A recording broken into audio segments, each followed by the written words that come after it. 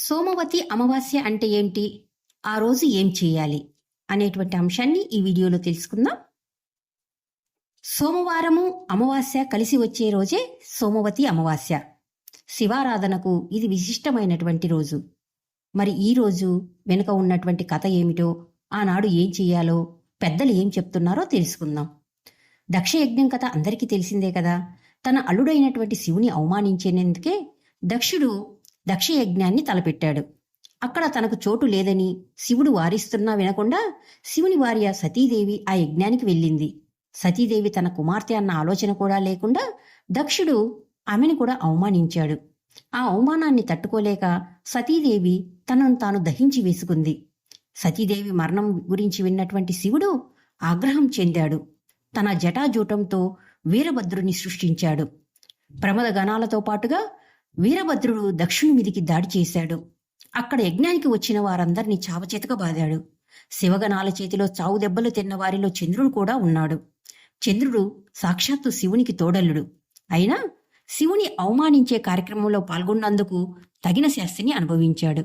నిలువెల్లా గాయాలతో నిండినటువంటి చంద్రుడు వాటి బాధలను తాళలేకపోయాడు. తనకు ఉపశమనం కలిగించమంటూ వెళ్లి పరమేశ్వరుని వేడుకున్నాడు. చంద్రుని బాధను చూసినటువంటి బోలాశంకరుడి యొక్క మనస్సు కరిగిపోయింది. రాబోయే సోమవారం నాడు అమావాస్య తిథి కూడా ఉన్నదని, ఆ రోజు కనుక తనకు అభిషేకం చేస్తే చంద్రుని ఆరోగ్యం బాగుంటుందని అభయం ఇచ్చాడు. శివుని సూచన మేరకు చంద్రుడు సోమవారం అమావాస్య కలిసిన రోజున శివునికి అభిషేకం చేసి తన బాధల నుండి విముక్తి చెందాడు. అప్పటి నుండి సోమవారం వచ్చే అమావాస్యను సోమవతి అమావాస్య అనే పేరుతో పిలవడం జరుగుతుంది. సోముడు అంటే చంద్రుడు అని అర్థం.